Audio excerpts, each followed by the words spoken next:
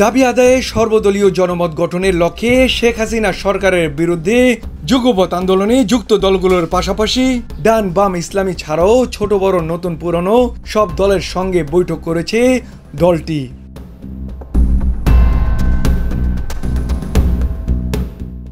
লক্ষ্য নির্বাচনের সুস্পষ্ট রোডম্যাপ ও ডিসেম্বরের মধ্যে নির্বাচন আদায়। ইতিমধ্যে অর্ধশত দল ও সংগঠনের সঙ্গে বৈঠক করেছে বিএনপি।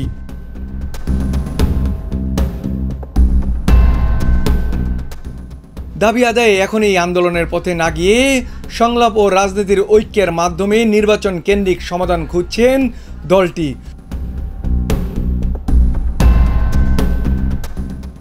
ঐক্যমত কমিশনের বিএনপির অবস্থান হলো ন্যূনতম সংস্কার করে ডিসেম্বরের মধ্যেই নির্বাচন দিতে হবে।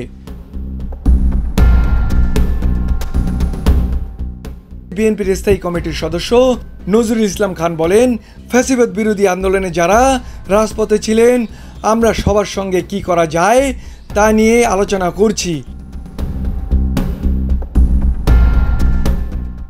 এই আলোচনার শেষে কি করা যায় না তা নিয়ে দেশবাসীকে জানাবো।